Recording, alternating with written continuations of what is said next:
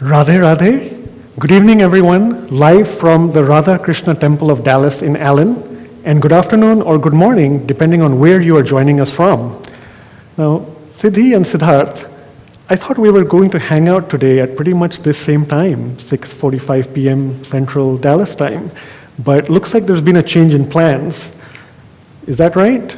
That's correct, Gaganji. Okay. Well, luckily I found out in time, and it looks like I've been invited here to be with you as we embark in this 2-day process of the Bhagavad Gita Jayanti Mahayagya 2020 event, starting off with your youth panel presentation. Obviously, both of you are very, very successful college undergraduate students, an entrepreneur, strong academic success, lots of endeavors, music, devotion, and spirituality clearly embedded in each of your lives. It's wonderful to see that as you continue to learn and grow, but also impart knowledge through your classes of Bhagavad Gita. We are now interested to spend the next hour or so to learn about some of that wisdom and guidance that you can impart to all of our audience members watching from the world over. So I think that sounds like a great plan for hanging out as we had thought. And with that, we shall go ahead and get started with the actual content of the presentation. You geared up for it, I hope, Siddhi and Siddharth?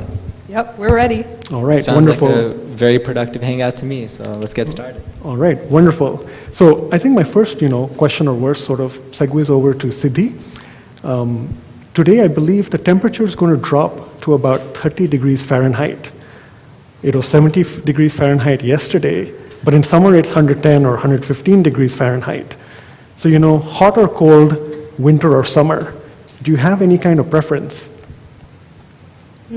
That's a good question, Gaganji. I think let's jump into the first verse to talk about it. Okay. So the first verse that we will be discussing today is chapter 2, verse 14. And this verse talks about the senses and the sense objects. So these are our 5 senses, and they allow us to perceive the world around us. It's important to remember that the happiness and the sadness that these senses allow us to perceive are non-permanent and can come and go, just like winter and summer and temperature in general. So, in order to achieve true happiness, we have to learn how to control and tolerate these senses. So in my own personal experience, like we all do, we perceive things every single day with our senses. So one of those senses is taste.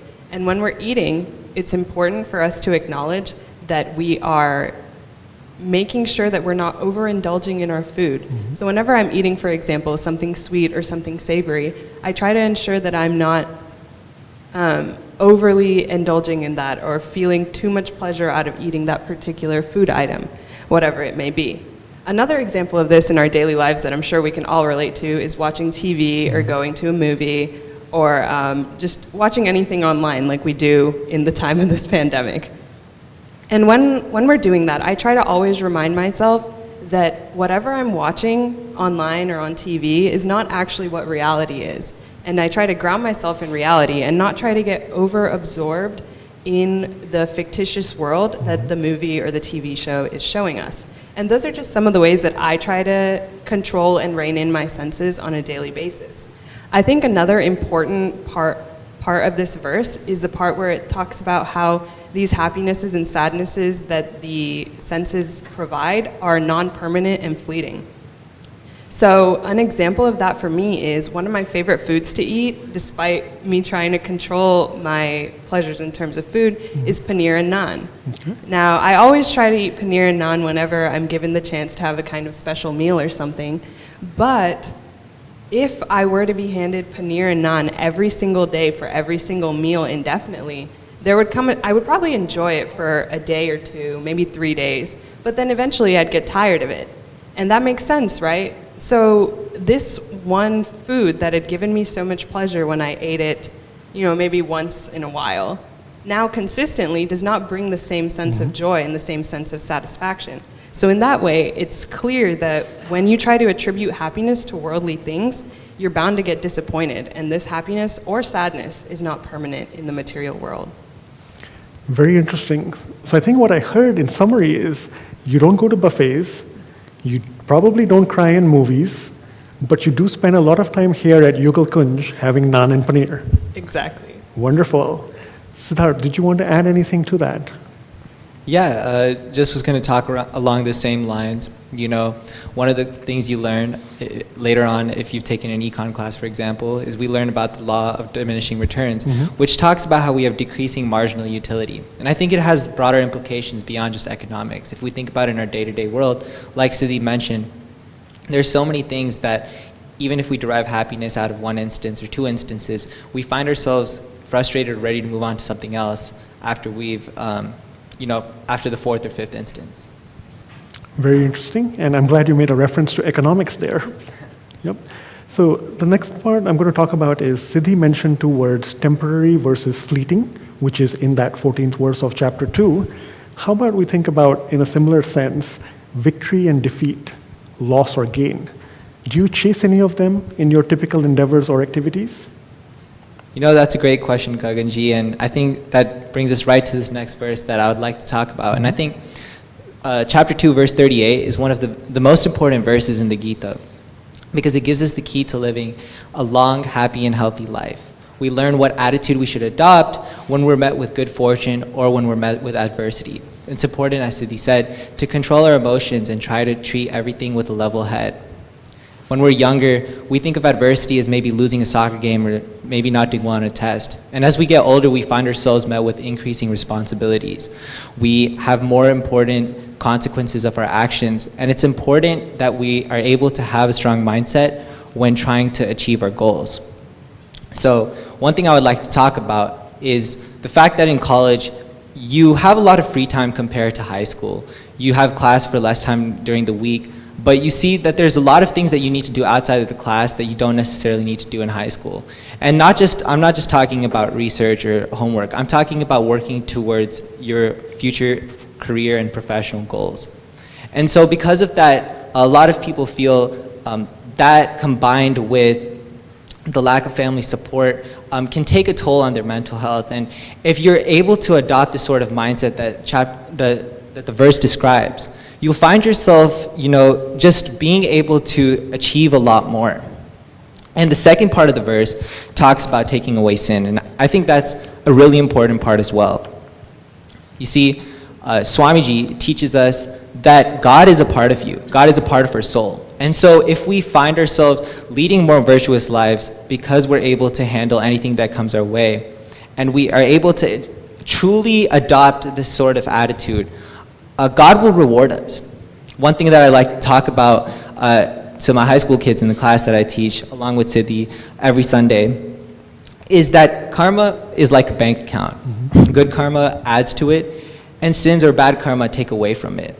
And so it's important that we position ourselves to be successful and to continue building good karma by learning how to handle life's toughest turns. And that's why I think the Gita does a fantastic job teaching us how to handle that. Makes perfect sense, and I like the analogy of the bank account example for karma, but I think you also talked about rewards, which I think we'll get to in a couple of minutes. Siddhi, did you want to add something?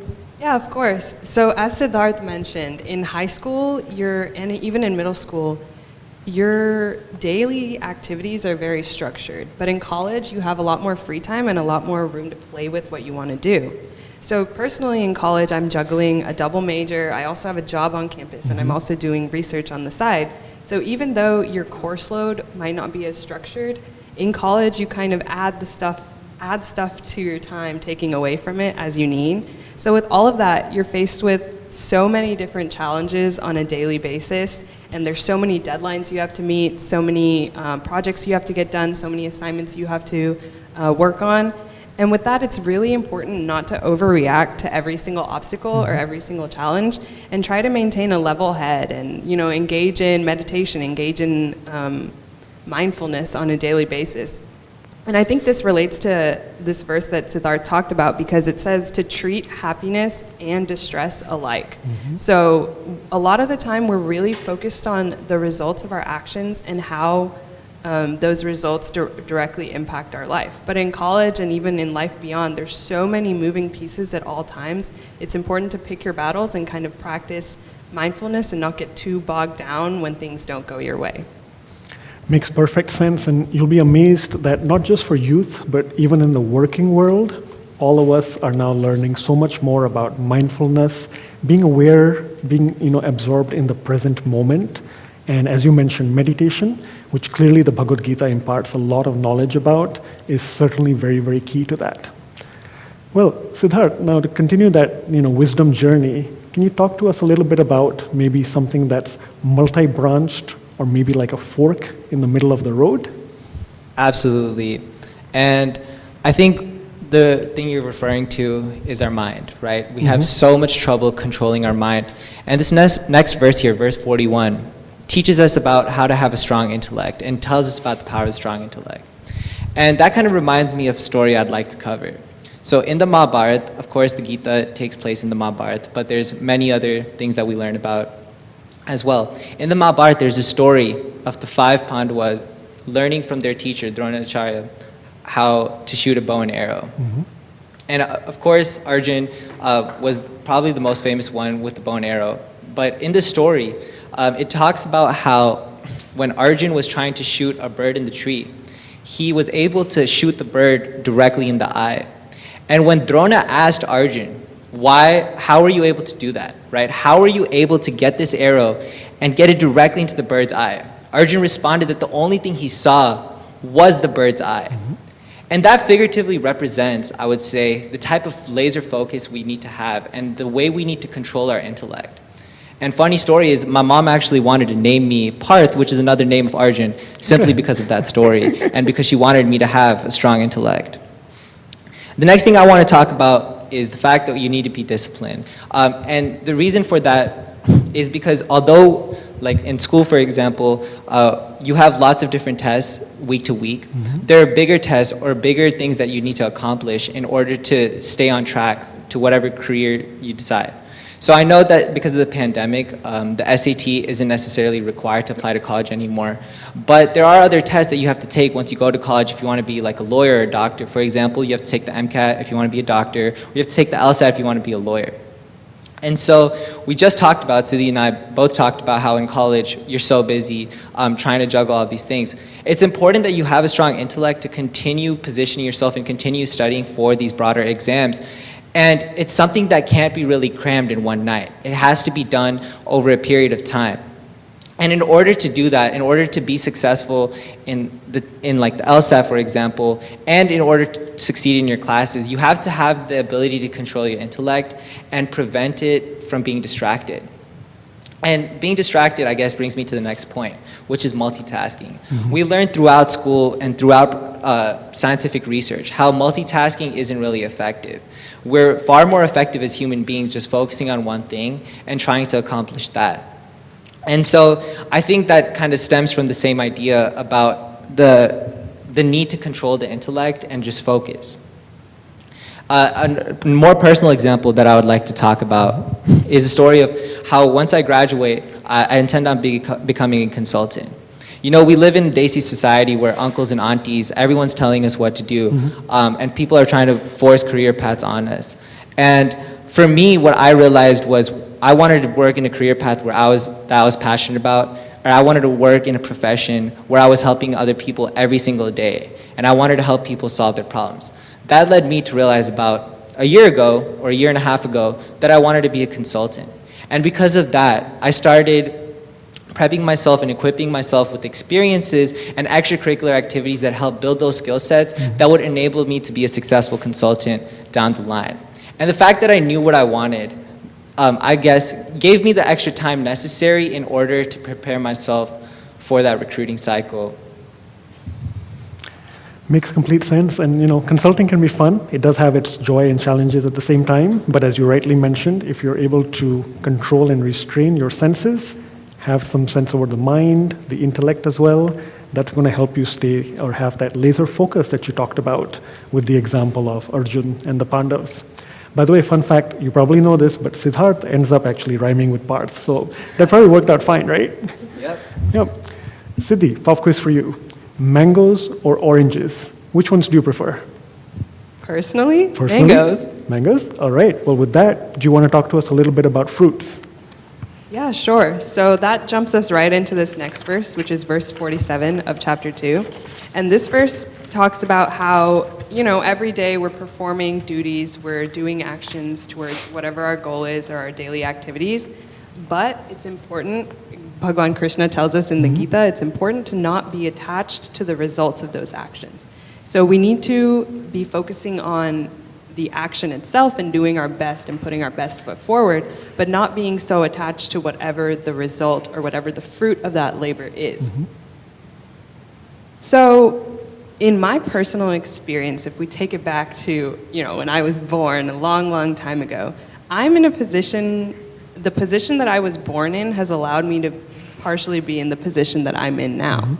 My success in a way and my ability to even attend college has been affected by so many factors, whether it be my parents, the place I was born in, the lifestyle that I was born into, and then also the way that I've been exposed to the Gita and to religion and to Hinduism since such a young age has been due to my parents and due to Swamiji's teaching and the immersion that I've been given through JK Yoga since such an early age.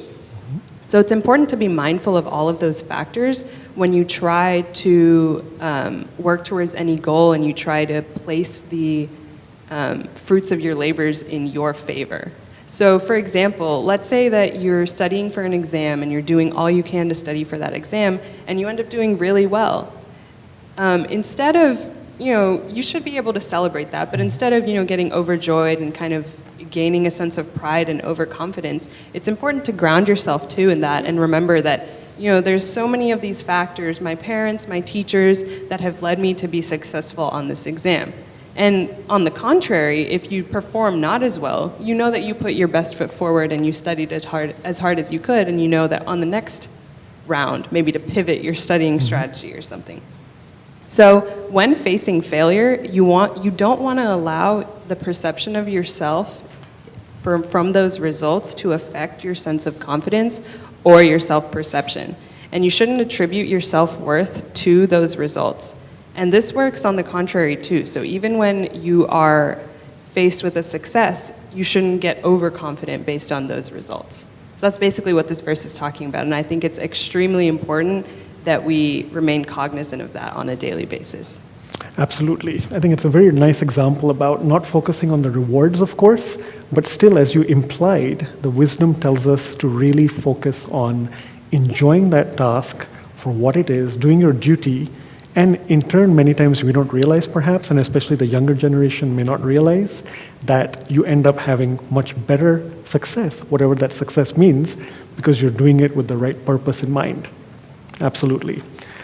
I think the other thing you mentioned is about being grounded, which is very, very important wisdom for all of us again. And grounded, we can probably equate that to, as you said, not overreacting to everything.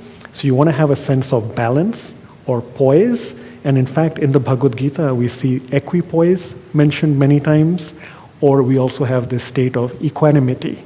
So Siddharth, would you like to tell us a little bit about equanimity and in your experiences?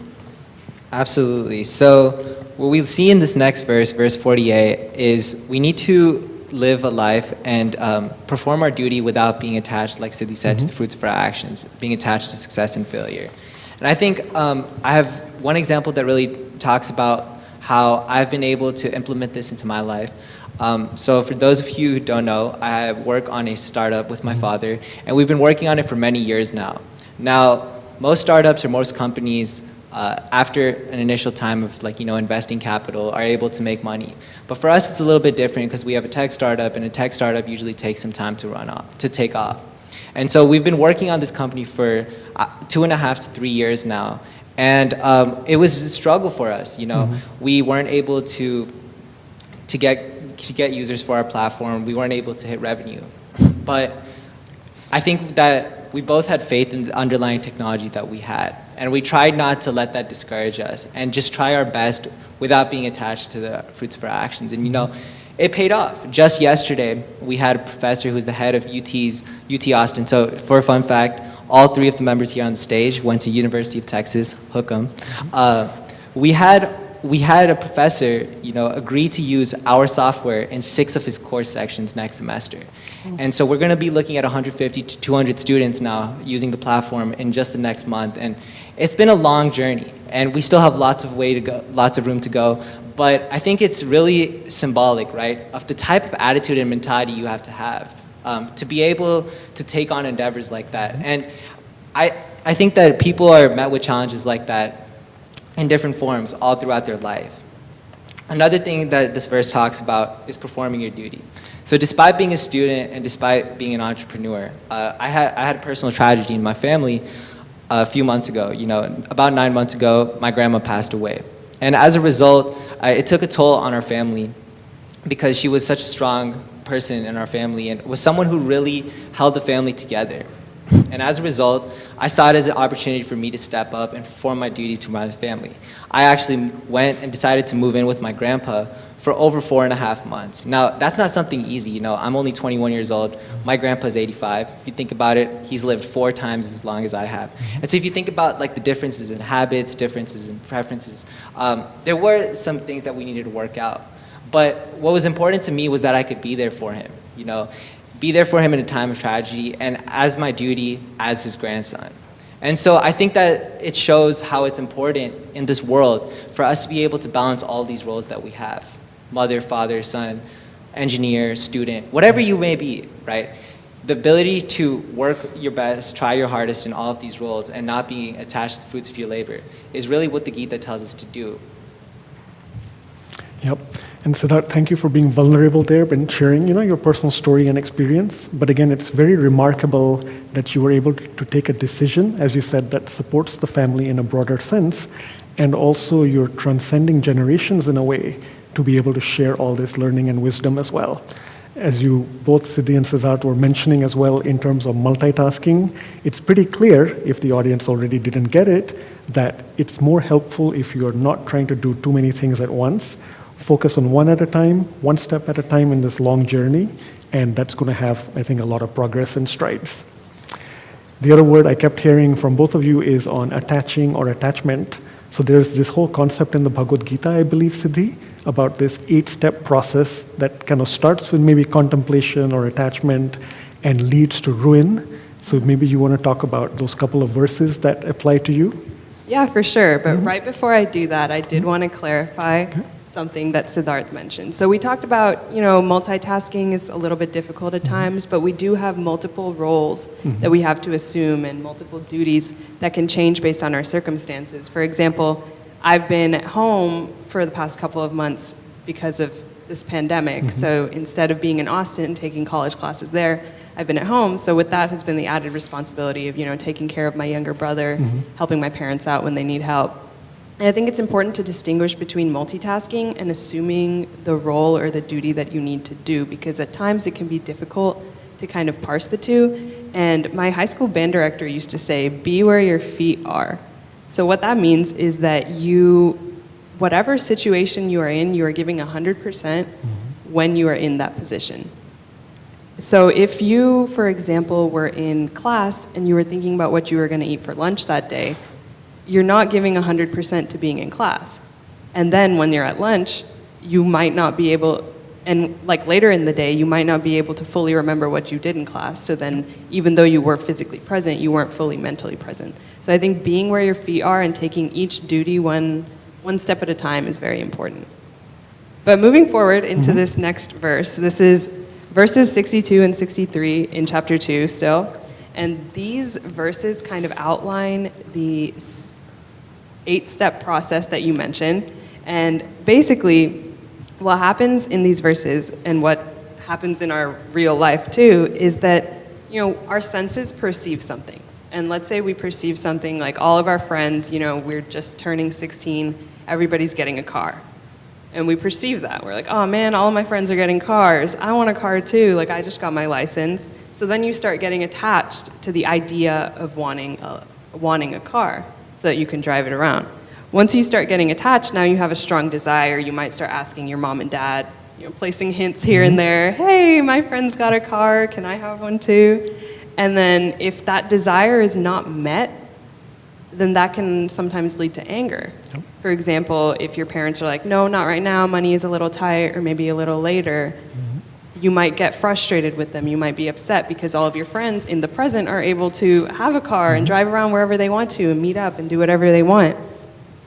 And then once this anger manifests, that's when things really start going downhill. Because your anger can really cloud your judgment. You might say things that you didn't mean to say or you wouldn't say in a clear state of mind to your parents. And that can really result in, just your mind going in a haywire, which is called like the bewilderment of memory. And then when your memory is not functioning properly, your intellect can't function properly. You can't differentiate from what's right and what's wrong. And then that ultimately just leads to ruin in that situation. You're unable to function as you properly would if you hadn't succumbed to that anger. And so the example that I gave of wanting a car, that's just an initial attachment. But let's say, the scenario ended in a different way, and your parents, as soon as you asked them, you expressed that desire, they were like, oh yeah, sure, let's look at cars next week. Your desire is solved, but as soon as you get the car, what if you see someone else who has a better car than you? Do you develop a desire again? Most likely, yes. You think, oh, they got a newer model, or they got this electric car, or they got a better car than me. Maybe I should have asked for that car. So the grass is always going to be greener on the other side, as people say. So in terms of, controlling those desires, you really have to define what success is for you. So in that scenario, you thought that your happiness and your success would be in getting that car and obtaining that car. And so in terms of controlling your desires, you have to figure out whether that success is within material gain, spiritual prosperity, emotional development, whatever it may be. And so just a personal example for me, we talked about this 8-step process. And sometimes, once you get to anger, the rest of them kind of segue. Before anger, you can maybe retract back a little bit.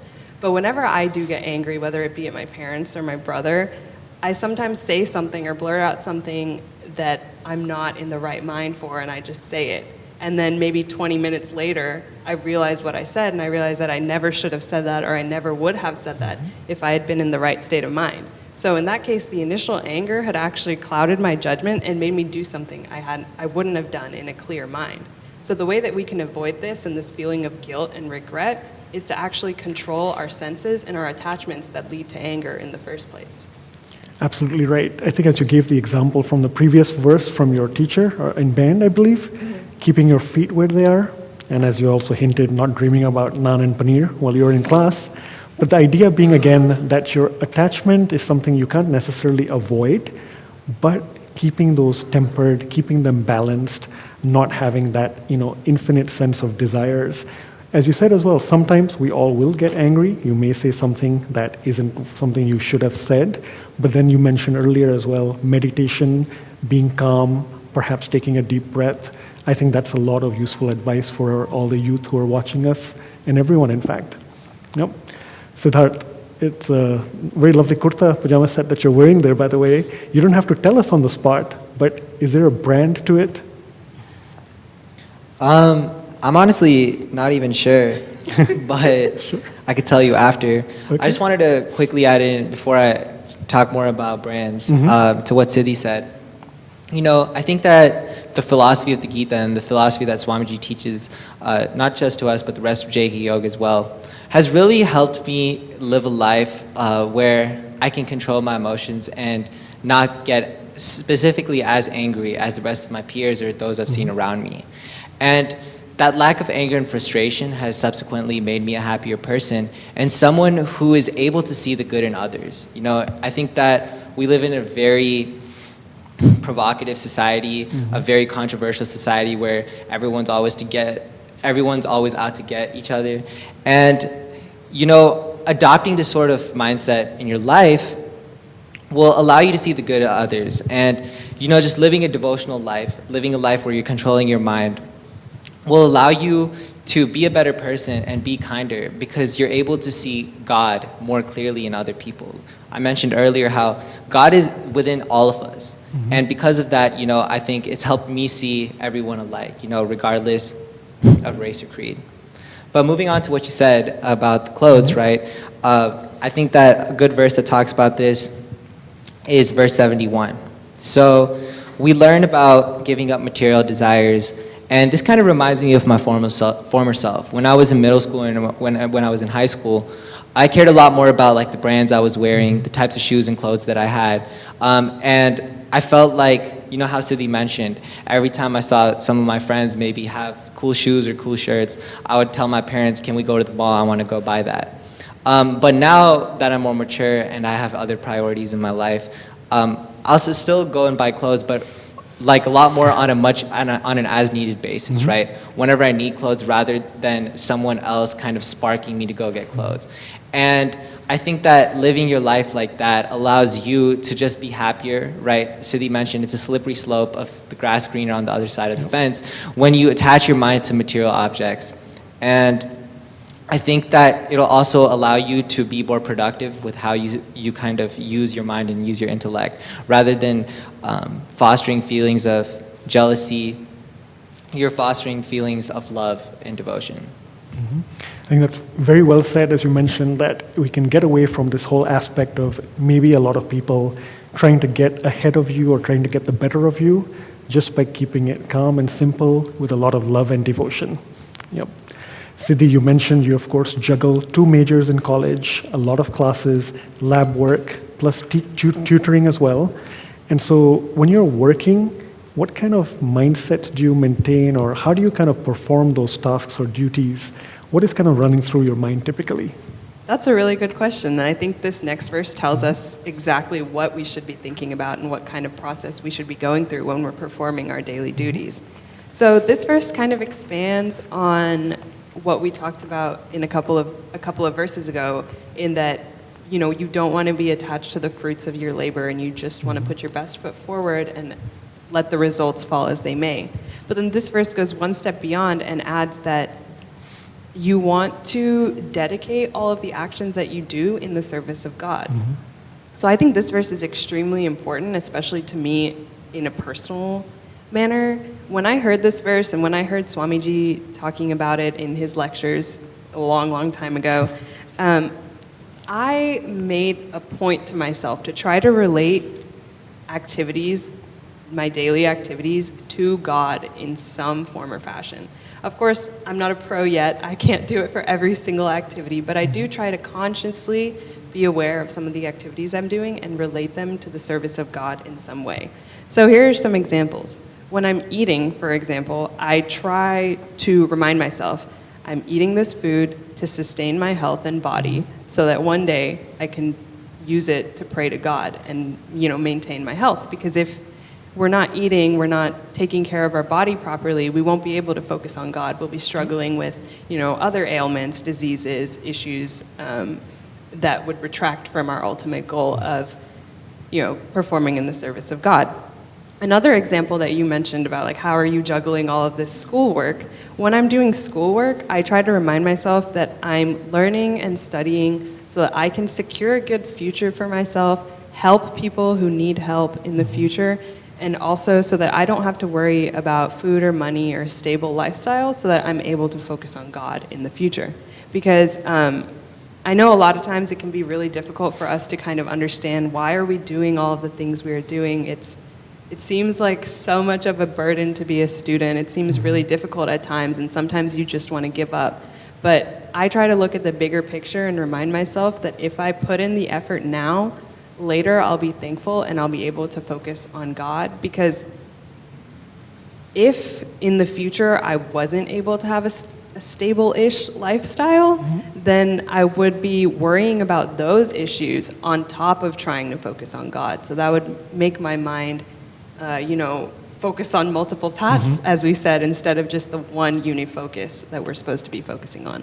So that's kind of the mindset that I have when I'm doing my daily actions, is I try to somehow relate them to God in any way that I can. A lot of lovely examples you mentioned there with the overall presence and awareness of God in a way, watching us, and you dedicating work and activities as a sacrifice or yagna to God. Likewise, Sri Krishna all around us in this very devotional setting. Siddharth, any thoughts on that as well? Yeah, sure. So going back to when I talked about earlier why I chose that I wanted to be a consultant after I graduate, it was important to me that I chose a profession that matched my passions and interests so that I could set myself up to succeed and dedicate my work to God. If I chose a profession that I was really frustrated with and that kind of made me, more bogged down and involved in the material world, I'd find myself living a lot more of a frustrated life and just getting more, I would say, engrossed in the material world around me.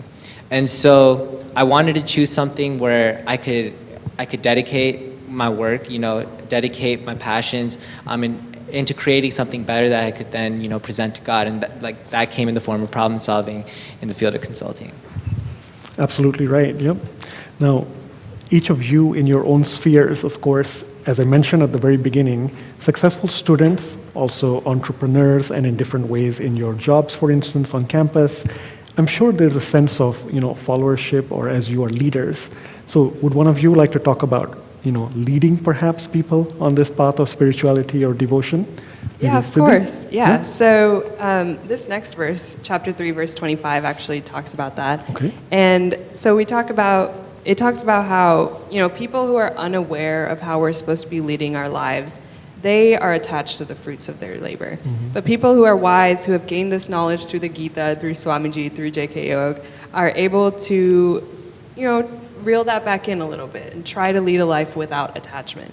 And also, leading a life in that way, you gain the ability to successfully lead people in the right direction. Mm-hmm. So just kind of to explain why one group, the group that doesn't have attachments, might be a little bit better and a little bit better positioned to lead.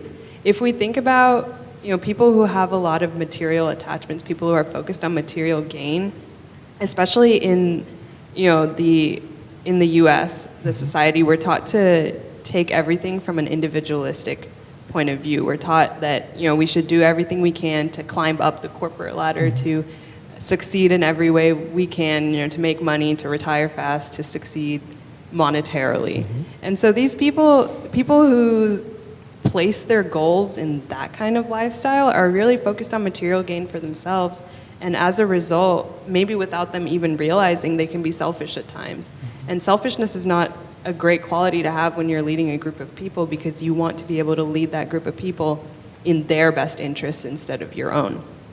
So people who aren't attached are able to actually see the bigger picture and help lead the people around them to a better life, because they're not focusing on their own personal gain. They're focusing on how they can help those around them. Mm-hmm. So an example that I have a younger brother, and sometimes I have to help him do things at the expense of my own. So since I've been living at home, he'll come into my room occasionally and be like, "Hey, Siddhi, I have some homework questions. Can you help me out?"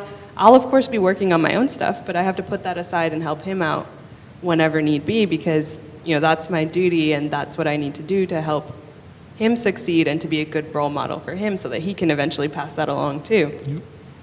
And then another example I have is, you mentioned that I'm a tutor on campus at UT. So as part of that, I help students who might be struggling in certain subjects, and I help them out, and I try to, better their understanding of the subject so that they're able to succeed. Mm-hmm. And that does take away from my time as a student, my studies, my ability to get everything done, right? Because I'm spending time focusing on other people's schoolwork. But I think it's actually really gratifying and a really good experience for me, because I'm able to help others and hope that they'll pass that along at some point too. And then lastly, I think a really big thing that a lot of middle schools and high schools stress is volunteering in your community and helping out those who might need help or who are in underserved communities or are unable to help themselves. So that really embodies this verse and is the emphasis of what this verse is saying. So in doing that, and in taking your time out and spending it for other people, you're really embodying this verse and leading people on the right path and leading yourself on the right path as well. Absolutely. I'm going to chime in after maybe Siddharth has something to add, it looked like. Yeah, sure. So continuing along what Siddhi was talking about, volunteering, Back in high school, I created an initiative through the help of JK Yoga, as well as another organization I was working with, called the Cake Initiative, that was aimed at providing underprivileged students in the DFW area with laptops to help them with their education.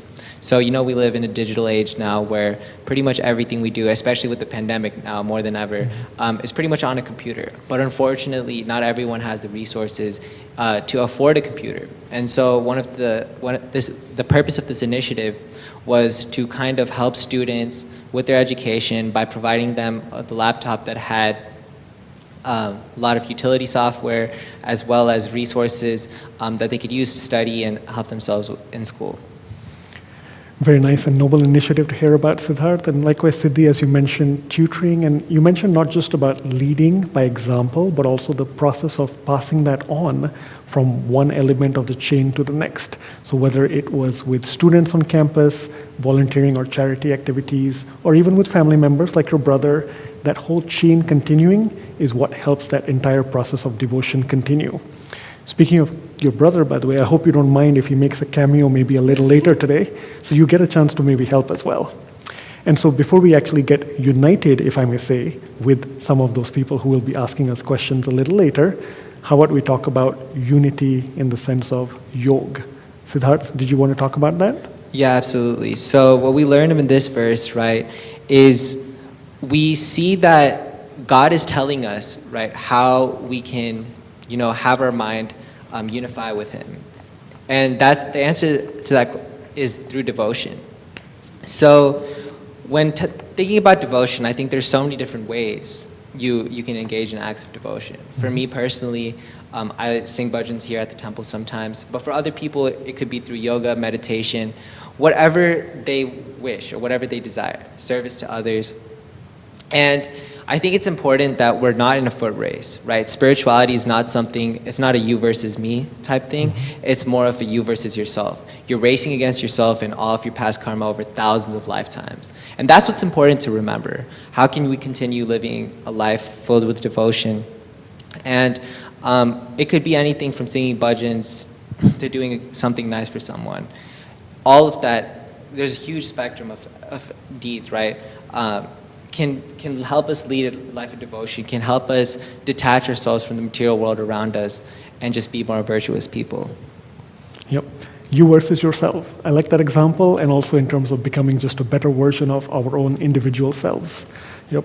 Siddhi, did you want to make some concluding remarks on that? Yeah, of course. So as Siddharth mentioned, devotion looks different for every single person. So when you're just getting started, you might jump around in different kinds of sevas and different kinds of tasks until you find what really fits you. And for Siddharth, it was singing, it was engaging in bhajans, engaging in devotion that way. For me, I found my role in playing manjira, which is a small instrument, for the bhajans, and kind of taking the lead that way. And also, I think Siddharth mentioned a little bit earlier, we both also teach Bhagavad Gita classes for high school students every single week on Sundays as well. So that's another way that we're able to take our privilege as being involved with Swamiji and with JK Yoga for so many years and take that and pay it forward to educate others around us too. Absolutely right. You mentioned Sunday classes. What time is that? Because maybe I'll pop in sometime. It's at 5 p.m. 5 p.m. Central Time? Okay, wonderful. Lots of examples, lots of useful wisdom and advice for everybody. I would say not just the youth and the younger generation, but even all of us at older stages of life, or parents who are looking to get their children involved in the concepts or the wisdom of the Bhagavad Gita, as we all look to become better versions of ourselves along this path of spirituality and devotion.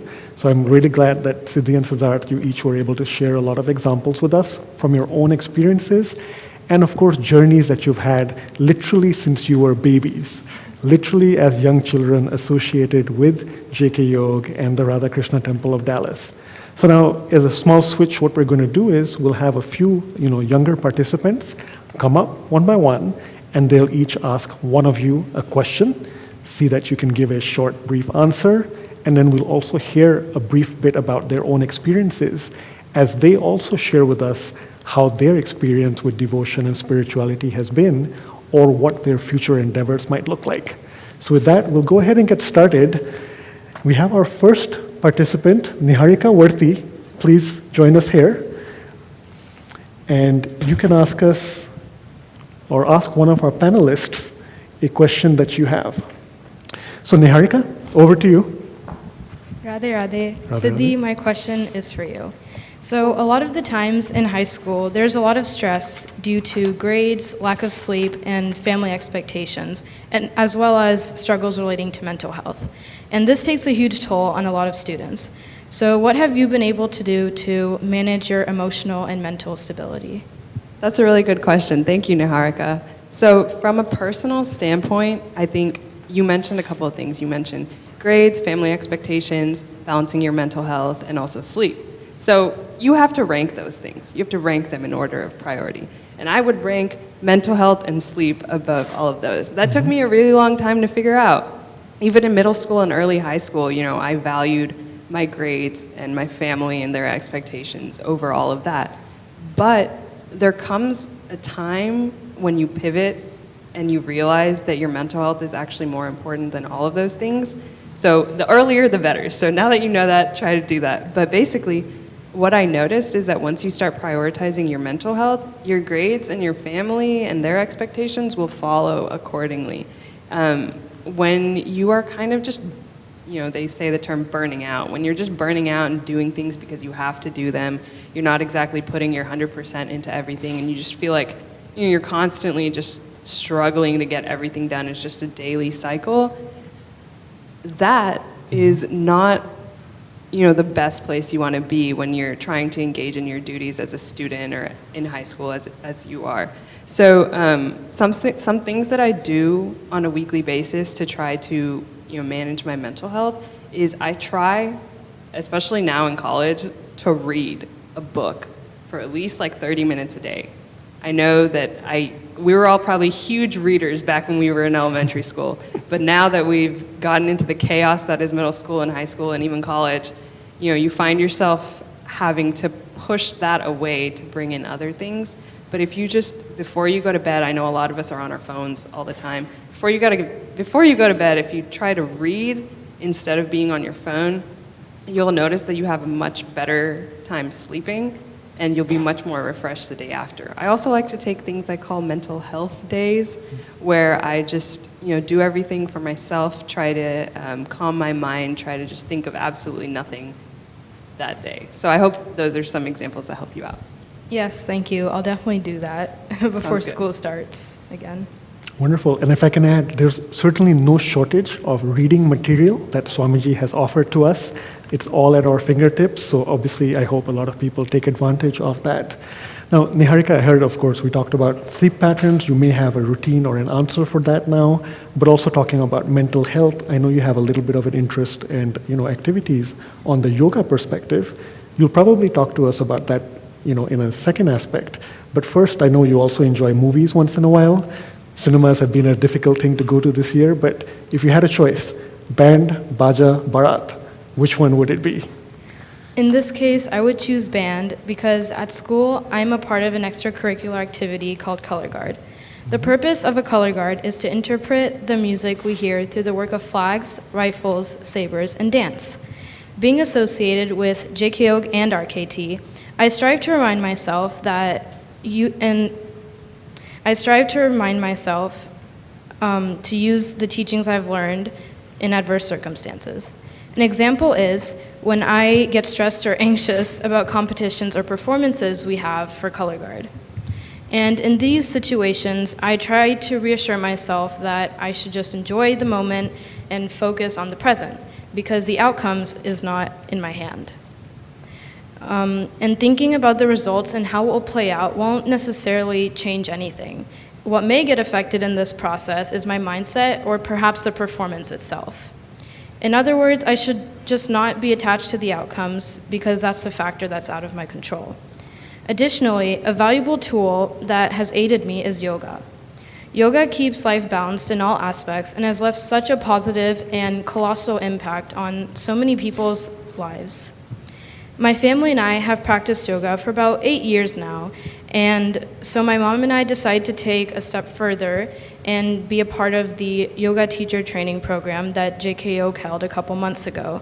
And this has been a stepping stone for the both of us on our spiritual journey.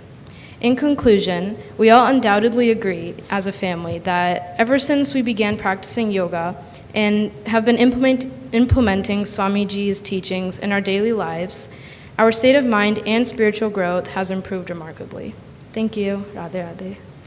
Thank you so much, Niharika, and certainly one of our youngest yoga teachers, I would imagine, from the certification program. Looking forward to a lot of your activities as they come up. Thank you again, Niharika. Thank you. Next up, we have Keyur Patadia.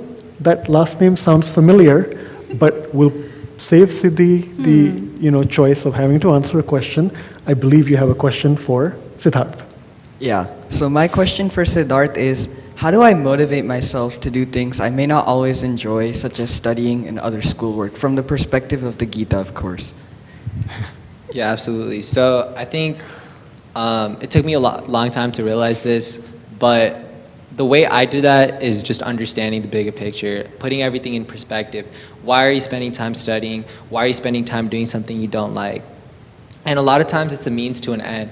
And I'm not saying you should be attached to that end, because of course the Gita teaches us not to, but what's important is to try to think about, from an intellectual perspective, the importance of what we're doing with our overall professional goals. And that's something I talk about, you've seen me talk about time and time again throughout this panel here today, is having that bigger picture in mind and thinking about what you want in the future. And you'll see that if you do that, right? If you think about what are my goals, what do I want to be 5 to 10 years from now, what do I want to do after I graduate? You don't necessarily need to have the answers to those questions directly, but what you should do is be asking yourself questions like, how do I position myself to be in a place where I can do whatever I want in 5 to 10 years? And once you start answering those questions, you'll find yourself more motivated to give your best effort into things you might not necessarily like studying. All right, hopefully that's helpful to you, Keyur. But in Yeah. terms of motivation, I know just like Niharika, you enjoy music as well, but of a very specific kind. Will you share some background on that, please? Yeah, so my music background comes from percussion, which is basically every type of drum. Like, you name it, we'll play it, or we'll learn to play it in like a week, because we have to. So in percussion, we usually have like a lot of contests that we have to prepare for, where we're competing with people from all across the state. So these contests we're preparing for like months and months. So I put a lot of hard work and effort into it. And then being a part of JK Yoga and hearing Swamiji's lectures, I know that I shouldn't attribute my self-worth to the actual results of what happens. I'm happy either way, because I know that I put my best effort in the contest. Most wonderful, Keyur, and thank you for echoing what I think a lot of people have taken away from the discussion so far. All right, thanks again. Next up, we have Hasmita Thatavarthi, and she's going to come up here and get us a question for Siddhi. Radhe Radhe. Hasmita, if you would like to join us a little bit here, feel free. Radhe Radhe. Yeah. So from all the Bhagavad Gita verses covered today, what is the key takeaway and what a part of your life has impacted you? That's a really good question. Thank you, Hasmita. So I think personally the biggest impact has come from verse 3.9. So just as a reminder, that was the verse that was talking about how we should dedicate all of our actions to the service of God. I think that's where the biggest mindset shift has happened for me. So I went through a couple of examples that I talked about, whether it be eating or studying or sleeping. I try to relate all of those activities to the service of God in some way, shape, or form. So I think, you might not be doing that as of yet, but I think just picking one activity a day and trying to force yourself to remember, oh, I'm doing this for God, eventually it'll become a habit and it'll progress you further along your spiritual journey. So I think that's the biggest thing that's helped me out of all the verses we did today. Thank you so much. I will definitely use that in my life. Wonderful. Now, Hasmita, you are, as we know, one of the youngest participants in a lot of the classes that the adults take, whether it's Bhagavad Gita study sessions or recitation classes. But apart from that, I know that you're also interested in arts and crafts, and I think you're trying to craft that perhaps into some kind of seva, like a lot of the other people here do. Can you tell us a little bit about that, please? Yeah. For the seva part, I've created 2 flyers for the programs this week, and being part of JK Yog and learning from the Bhagavad Gita and learning from Swamiji's lectures have helped me gain new characteristics that I didn't have before that helped me in my art journey. Thank you. Well, wonderful. I'm sure a lot of people have seen, without maybe even realizing it, that you had a lot of input into some of the flyers that we all received this week. But now I think we'll keep an eye out for them even more keenly, and good luck with all that seva. Thank you, Hasmita. Next up, we have, in fact, the brother of Niharika who started us off. We have Lakshwarti, and he has a question for Siddharth. Please join us here. Radhe Radhe Siddharth. My question for Siddharth is, with so many distractions like phone calls, social media, and outside activities, how can we stay on track with studies and maintain composure? Do you have an iPhone? Yeah. Have you heard of Do Not Disturb? It's that moon symbol. Yeah. Well, that's the first step. You know, I put my phone on Do Not Disturb when I'm in like focus mode, especially on my computer. So I have a Mac. And a Mac, I can see all my messages if I don't have it on Do Not Disturb. So for me, you know, being distracted by text and social media happens even on my computer. And so that's what I like to do, right? If I'm in a meeting with someone talking about like my startup or talking about school, I'll make sure to have Do Not Disturb on. Or if I want to really just focus and have my mind absorbed in whatever I'm studying or whatever I'm reading, I'll also do that. But I mean, Do Not Disturb, I think, is more like also like figurative for like what you need to think about in terms of the mindset you have to adopt, right? You need to learn how to kind of live in the moment. You know, and when I'm slacking, my mom often tells me I don't have a presence of mind. So I like to ground myself, you know, even though I've been involved with JKO for a long time, I'm still working and trying to deal with these same issues that you are just as much. But I think that just like now that I'm older and I have so many responsibilities that I talked about throughout the course of this panel, I like to take life really one step at a time. And I've really been able to do that last 2 years or so, and just been a lot happier as a result of that. Thank you for your quality explanation.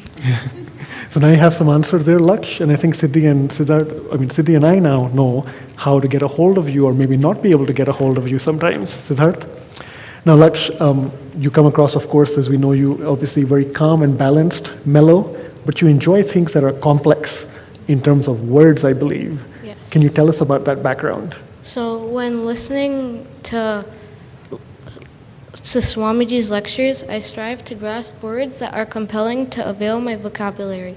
Furthermore, my family and I read the Science of Mind Management book by Pujya Swamiji Mukundanand every night, and when we find a lengthy or stimulating word that we are not aware of, we habitually ask Siri what the word means. This helps my lexicon to a great extent, and to me it's genuinely entertaining learning new words I can utilize in my life. A few words I've learned is induces, succeed in persuading or influencing someone to do something, detrimental, tending to cause harm, and eradicate, destroy completely or put an end to.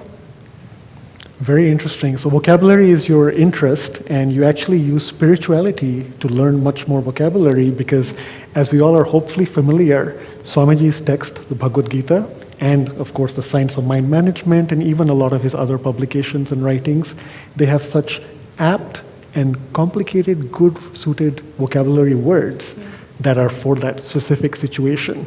So, Laksh, should we say that was a stupendous performance by you? Yeah. Awesome. Well, thank you so much for your question. And we next are going to have Isha Chandra to join us. She's going to ask a question to Siddhi, as you might expect. Let's see what she has in store for you. Isha, welcome.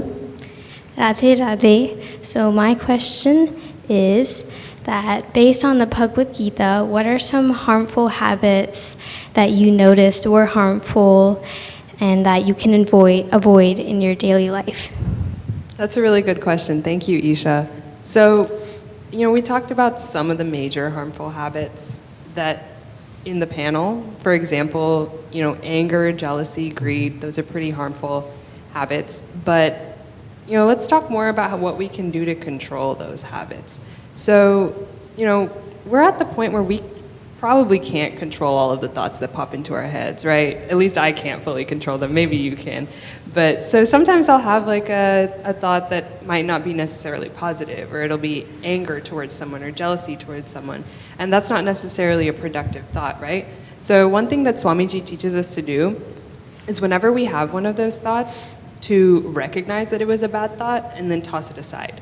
You don't want to over-fixate on that thought and be like, oh my gosh, why did I think that? I'm supposed to be a good person. I don't know why I thought like that. Because then you're just thinking about that even more, right? And your mind's fixating on that. So the important thing is to just recognize that it was a negative thought and then toss it aside. So some examples of negative thoughts could be those associated with anger, those associated with like wanting to hurt someone, jealousy, envy, even those thoughts that can be formed from like significant attachment to something. So those are some of the harmful habits that it's important to start avoiding. And I think because I've been exposed to the Gita and because I've been a part of JK Yoga for so long, I'm able to better recognize when I have thoughts. So for example, if I'm in, a provocative situation or something where people are getting riled up on both sides, and I have the choice to either, join in, get angry, or to just stay silent and not say anything, I've gotten a lot better at choosing the second option. So it's just mindfully being aware of all of your thoughts and making sure that you're choosing the more productive path. Thank you. I will definitely implement those tips into my own life as well. Yeah, thanks, Siddhi. And I think that's a perfect segue into your experiences, Isha, where we talk about control, mind, and I believe yoga as well. So can you share a little bit about that? Yes. So by watching a lot of Swamiji's lectures and reading the Bhagavad Gita, I have implemented different activities and habits into my own personal life, such as yoga. And yoga for me is an avenue to kind of calm down, relax, and de-stress after a tough school day, for example. And during yoga, I try my best to not get distracted and to persevere through the thought of giving up or wanting to not put my 100% effort into the activity. So whether it be a simple yoga posture or guided yoga off of YouTube or something, I always try to include at least 15 to 25 minutes of yoga into my daily schedule. That is amazing, Isha. To wrap that up, do you have a favorite pose that you might want to inspire all the youngsters and even non-youngsters with, or a pose that you use today perhaps to prepare for this? Yes, I do have a favorite pose. That is the cat and cow pose.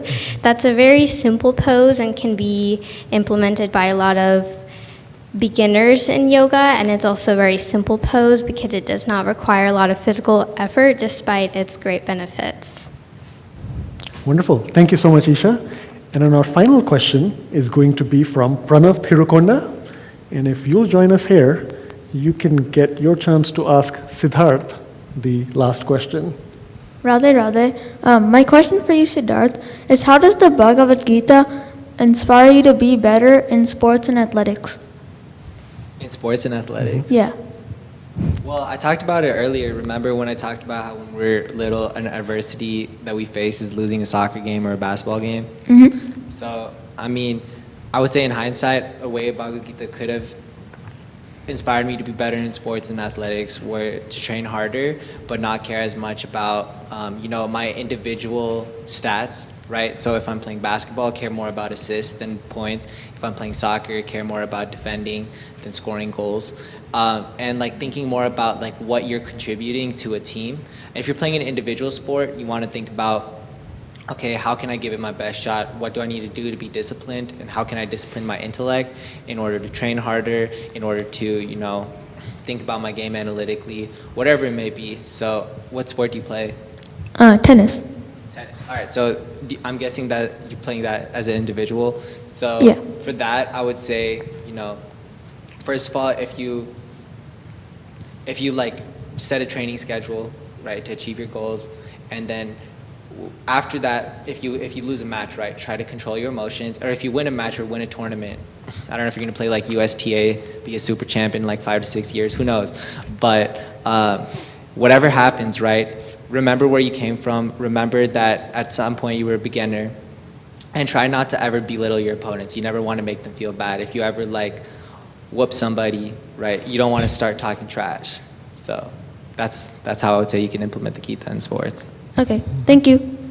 And in fact, Siddharth, you rightly picked up on the experience that Pranav was going to share with us. We're going to start off with a quick question. If, given his tennis background, Pranav, Roger Federer or Roger Federer? I would choose Roger Federer because he is a great tennis player, and although he doesn't, I'm guessing he does not read the Bhagavad Gita, he implies some of the stuff that the Bhagavad Gita states, like you shouldn't be attached to losing and winning. You should only focus on your best input, and you don't care what the output is. And he doesn't, rage quit when he loses all the time, and he's not like in your face opponent when he wins all the time. And another reason why I chose Roger Federer is because he was the only option, so I couldn't choose anything else. Well, Pranav, thank you for making the right choice. And if you want to give us maybe 15 to 20 seconds more of your time, based on what Siddharth gave you as advice of the Bhagavad Gita for sports or athletics, is there one or are there one or two things that you're already doing in your tennis activities that will inspire everybody else?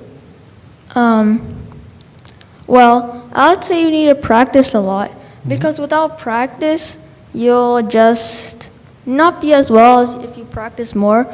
Because when I go to tournaments, I have to have a lot of practice before that, or else I will do absolutely horrible. All right. Wonderful. Thank you so much, Pranav. And again, thank you to all of our participants, of course, who asked the questions of the panel. Again, hope you had a good time here. As a reminder, this is just the first event of the two-day special Bhagavad Gita Jayanti Mahayagya 2020 activities that we have. Lots more in store that I'm sure you'll hear about. But once again, for now, we had on our youth panel today to impart a lot of wisdom and guidance for not just youth, not just kids, but obviously for elders as well, parents, budding entrepreneurs, college students, you name it. We had Siddharth Bhatt, Siddhi Pataria. Thank you so much for being with us here at the Radhakrishna Temple of Dallas in Allen. And Gagan Tarananda signing off with Siddhi and Siddharth. Radhe Radhe. Radhe, radhe. Radhe, Thank you radhe. everybody for watching.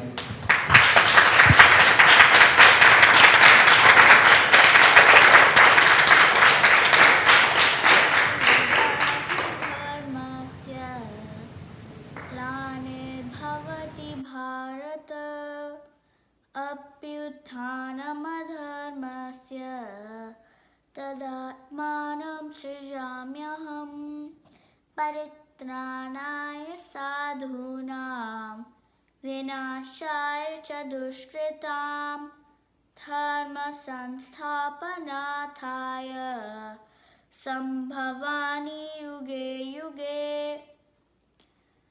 Radhe Radhe. My name is Suhani Jori, and I'm going to tell you what we learned in our Bhagavad Gita class.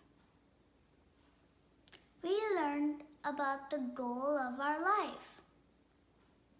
There are 8.4 million species in the world, and we are one of them. We are lucky to have a human form.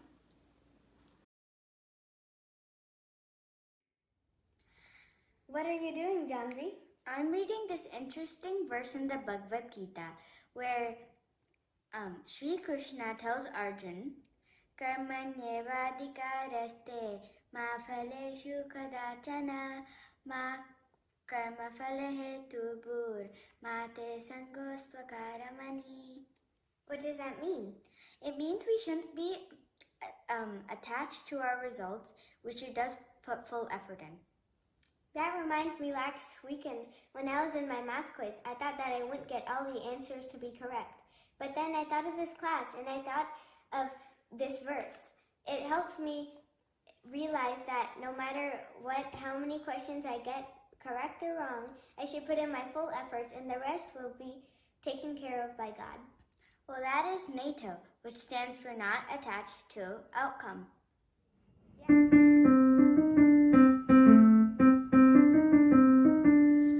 Dukeshev anudvigna manaha sukheshu vigata spriha Vita Raga Bhaya Krodha Stita Dir Munir Uchyate.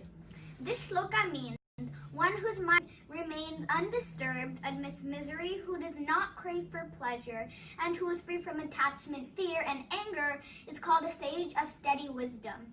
I'm able to apply this in real life, especially during the pandemic, when my school friends were apart from me and that affected me emotionally. However, in time, I was able to overcome my emotions and be positive. Stay strong, everyone. Radhe Radhe. My favorite verse from the Bhagavad Gita was when Krishna tells Arjuna that he should perform his duty and not worry about the results of his actions. Knowing this verse from the Gita helped me when I was taking a very important test this year. The knowledge of this verse helps me to focus on preparing for the test and not worrying about the results. Radhe Radhe. Everyone, in Bhagavad Gita class we learned about success. Success means be good, do good, feel good. It doesn't matter how wealthy you are or it doesn't matter how poor you are. You should always be happy. Basically, in life you need to set goals for yourself so you can overcome obstacles that might come in the future.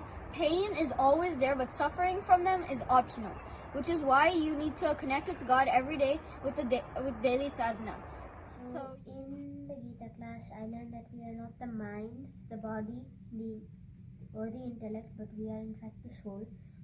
This makes us immortal, and Krishna used this fact to comfort Arjuna in the war because he didn't want to kill his relatives and his family.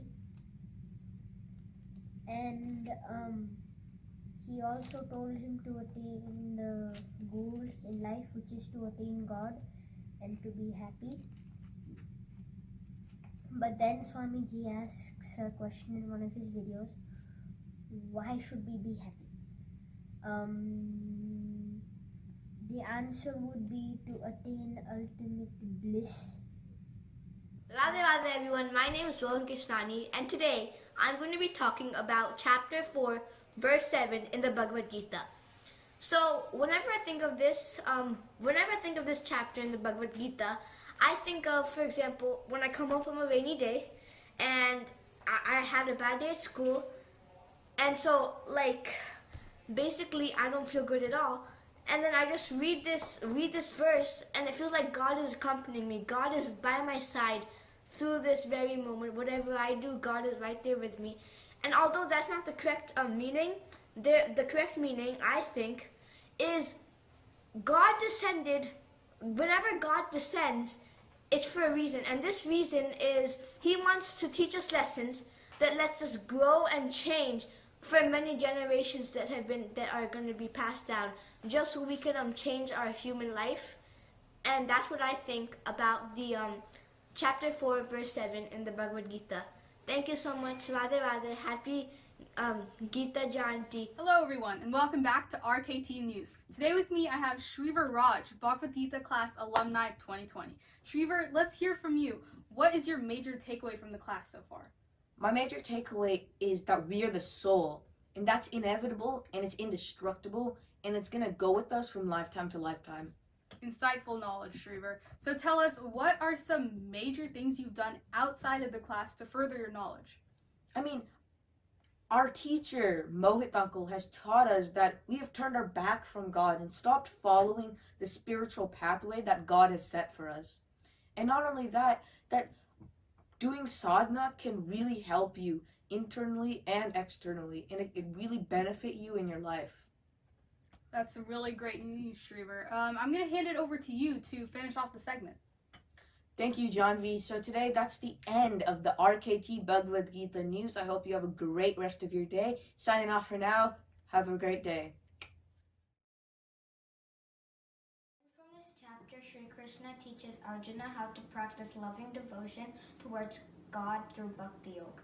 Maya Sakta Mana Partha Yogam Yunjin Madashraya Asanshayam Samaksham Mam Yes, he's going to give Arjuna full knowledge and wisdom that is required to understand true selfless devotion to God. ज्ञानं तेऽहं सविज्ञानम् इदं वक्ष्याम्यशेषतः यज्ञात्वनेह भूयो न तत् ज्ञातव्यम् अवशिष्यते. Come, sister, let me teach you this verse I learned in class today. Not right now, Glenn. I have to complete this assignment. You know, out of many millions of people in this world, very few fortunate souls get to learn about God and how to practice devotion. I'm going to be perfect in my devotion.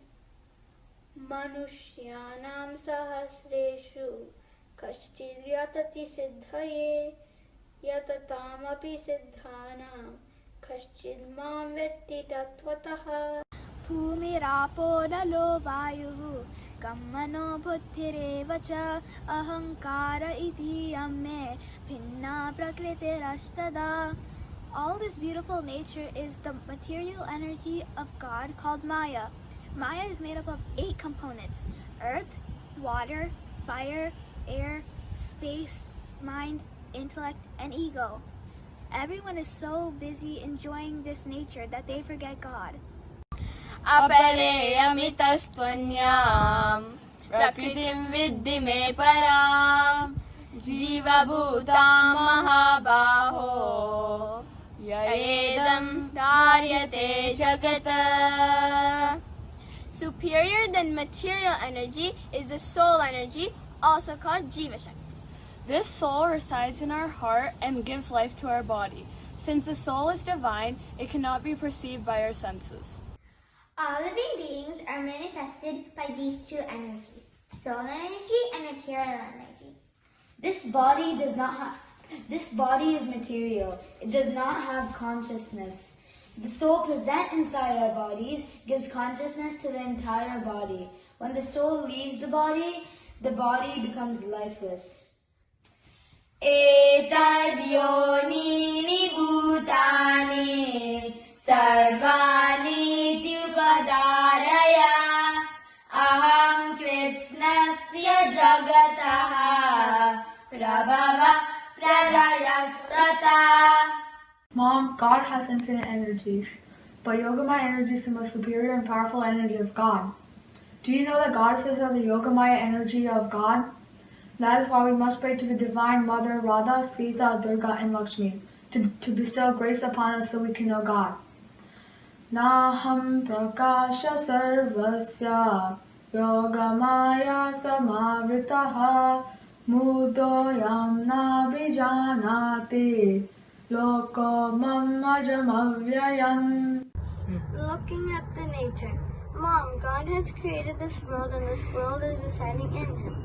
So we are all residing in God. We have the free will to do whatever we want, but we are still connected to God. And reside in His creation like the beads on this string. Matta parataram nanyata kinchidasti dhananjaya mai sevamedam protam sutre manigana iva. Everything in the creation is an energy of God. It is God's energy that is giving taste to this water and everything we eat. It is God's energy that is in the radiance of the sun and moon. All sounds that we hear, the sound of the universe, Om, is all God's creation. All abilities we humans possess is also God's creation.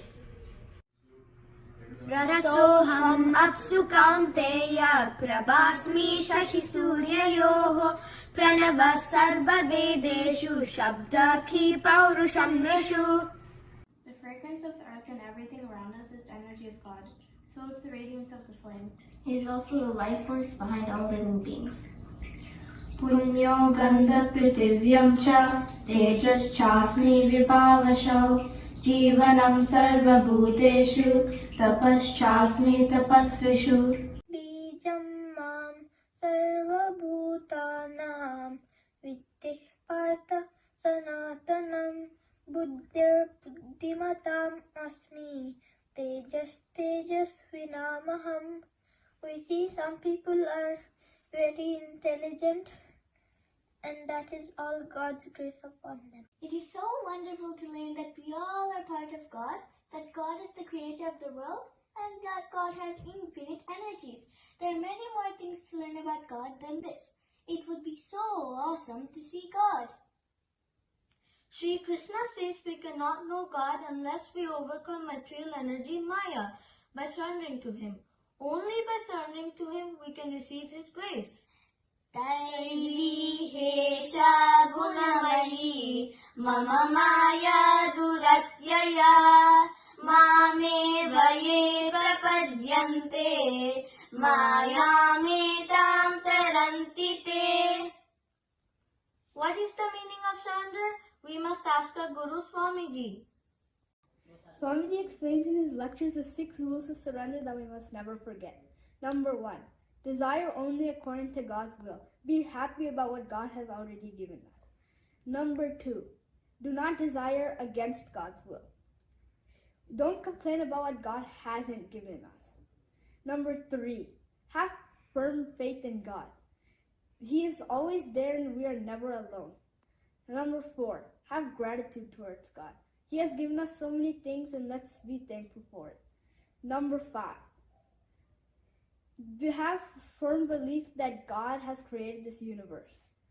All of our possessions belong to God. Number 6. Do not have pride and surrender. Always be humble about it. Shri Krishna says that there are 4 kinds of people who do not surrender to God. Those ignorant of spiritual knowledge about God and soul. Those who are lazy to follow God's teachings even though they are very capable of reaching God.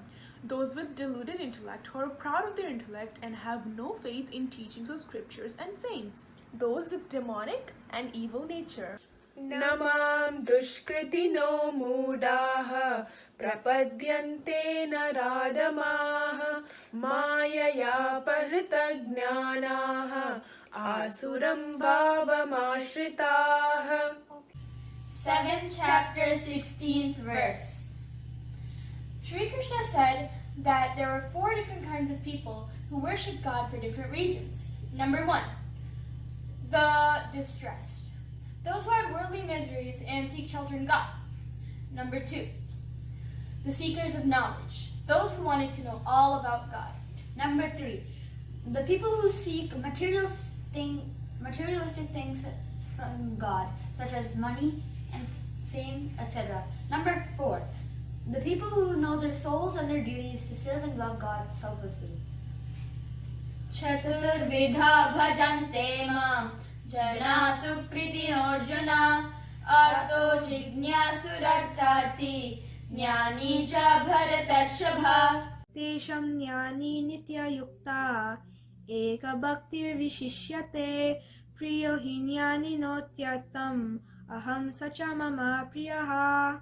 Which means, out of the 4 kinds of people who engage in devotion to God, people who are situated in knowledge are the greatest devotees. They possess selfless love and therefore are very dear to God. God sees them as His own self. Mayeva manadatsva may buddhim niveshaya nivashisyasi mayeva ataurdvam na sanshaya. Okay, so the verse that I just said, what it means is that those who surrender their intellect onto Sri Krishna with selfless devotion are very dear to Him, and therefore they also live in Him. And what Sri Krishna is saying is that there should be no doubt about that.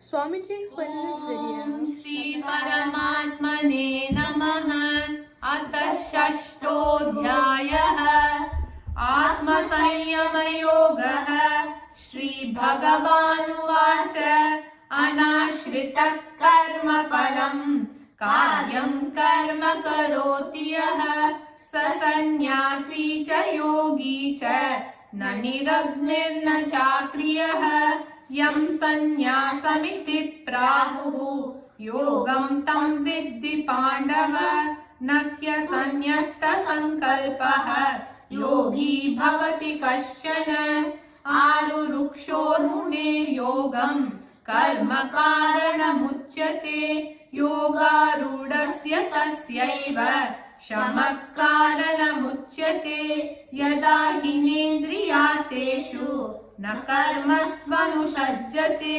Sarva Sankalpa Sanyasi Yoga Rudasta तदोच्यते उद्धरेदात्मनात्मानं नात्मानमवसादयेत् आत्मैव ह्यात्मनो बन्धुः आत्मैव रिपुरात्मनः बन्धुरात्मात्मनस्तस्य येनात्मैवात्मना चितः अनात्मनस्तु शत्रुत्वे वर्तेतात्मैव शत्रुवत् चितात्मनः प्रशान्तस्य परमात्मा समाहितः शीतोष्णसुखदुःखेषु तथा मानापमानयोः ज्ञानविज्ञानतृप्तात्मा कूटस्थो विजितेन्द्रियः युक्त इत्युच्यते योगी समलोष्टाश्मकाञ्चनः सुहृन्मित्रायुदासीन मध्यस्थद्वेषबन्धुषु साधुष्वपि च पापेषु समबुद्धिर्विशिष्यते योगी युञ्जीत सततम् आत्मानं रहसि स्थितः एकाकीयत चित्तात्मा निराशीरपरिग्रहः शुचौ देशे प्रतिष्ठाप्य स्थिरमासनमात्मनः नात्युच्छ्रितं नातिनीचं चैलाजिनकुशोत्तरं तत्रैकाग्रं मनः कृत्वा यतचित्तेन्द्रियक्रियः उपविश्यासने युञ्जात् योगमात्मविशुद्धये समं कायशिरो ग्रीवं धारयन्नचलं स्थिरः सम्प्रेक्ष्य नासिकाग्रं स्वं दिशश्चानवलोकयन् प्रशान्तात्मा विगतभिः ब्रह्मचारिव्रते स्थितः मनः संयम्य मच्चित्तः युक्त आसीत मत्परः युञ्जन्नेवं सदात्मानं योगी नियतमानसः शान्तिं निर्वाणपरमां मत्संस्थामधिगच्छति नात्यश्नतस्तु योगोऽस्ति न चैकान्तमनश्नतः न चाति स्वप्नशीलस्य. I'm going to be reciting the chapter 12 in Bhagavad Gita. Om Shri Paramatmane Namaha. अथ द्वादशोऽध्यायः भक्ति योगः. अर्जुन उवाच एवं सततयुक्ताये भक्तास्त्वां पर्युपासते ये चाप्यक्षरमव्यक्तं तेषां के योगवित्तमाः. श्रीभगवानुवाच मय्यावेश्य मनो ये मां नित्ययुक्ता उपासते श्रद्धया परयोपेतास् ते मे युक्ततमा मताः. ये त्वक्षरमनिर्देश्यम् अव्यक्तं पर्युपासते सर्वत्र गमचिन्त्यं च कूटस्थमचलं ध्रुवं सन्नियम्येन्द्रियग्रामं सर्वत्र समबुद्धयः ते प्राप्नुवन्ति मामेव सर्वभूतहिते रताः. क्लेशोऽधिकतरस्तेषाम् अव्यक्तासक्तचेतसाम् अव्यक्ता हि गतिर्दुःखम् देहवद्भिरवाप्यते. ये तु सर्वाणि कर्माणि मयि सन्न्यस्य मत्परः अनन्येनैव योगेन मां ध्यायन्त उपासते तेषामहं समुद्धर्ता मृत्युसंसारसागरात् भवामि न चिरात् पार्थ. मय्यावेशितचेतसां मय्येव मन आधत्स्व मयि बुद्धिं निवेशय निवसिष्यसि मय्येव अत ऊर्ध्वं न संशयः. अथ चित्तं समाधातुं न शक्नोषि मयि स्थिरम् अभ्यासयोगेन ततो मामिच्छाप्तुं धनञ्जय. अभ्यासेऽप्यसमर्थोऽसि मत्कर्म परमो भव मदर्थमपि कर्माणि कुर्वन् सिद्धिमवाप्स्यसि. अथैतदप्यशक्तोऽसि कर्तुं मद्योगमाश्रितः सर्वकर्मफलत्यागं ततः कुर्यात् यतात्मवान् श्रेयो हि ज्ञानमभ्यासात् ज्ञानाध्यानं विशिष्यते ध्यानात् कर्मफलत्यागस् त्यागात् शान्तिरनन्तरम् अद्वेष्टा सर्वभूतानां मैत्रः करुण एव च निर्ममो निरहङ्कारः समदुःखसुखक्षमी सन्तुष्टः सततं योगी यतात्मा दृढनिश्चयः मयि अर्पितमनो बुद्धिर्यो मद्भक्तः स मे प्रियः यस्मान्नो द्विजति परमात्मने नमः। अथ पञ्चदशोऽध्यायः पुरुषोत्तमयोगः।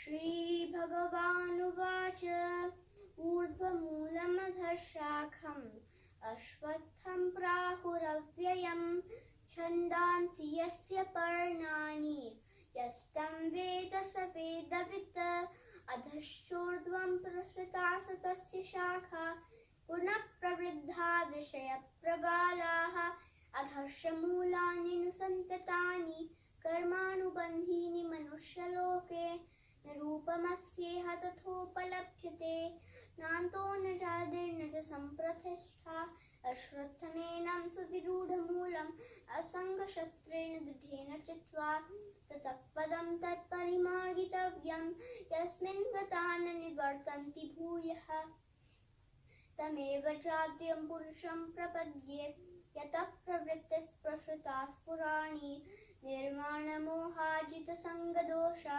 अध्यात्मनित्याग्निवृत्तकामाः द्वन्द्वैर्विमुक्ता सुखदुःखसंज्ञे गच्छन्ति मूढा पदमव्ययं ततः न तद्भासयते सूर्यः न शशाङ्को न पावकः यद्गत्वा न निवर्तन्ते तद्धाम परमं मम ममैवांशो जीवलोके जीवभूतः सनातनः मनःषष्ठानीन्द्रियाणि प्रकृतिस्थानि कर्षति शरीरं यदवाप्नोति यच्चाप्युत्क्रामतीश्वरः गृहीत्वैतानि संयाति वायुर्गन्धानि वाशयात् श्रोत्रं चक्षुस्पर्शनं च रसनं घ्राणमेव च अधिष्ठाय मनश्चायं विषयानुपसेवते उत्क्रामन्तं स्थितं वापि पुण्ड्रानं वा गुणान्वितं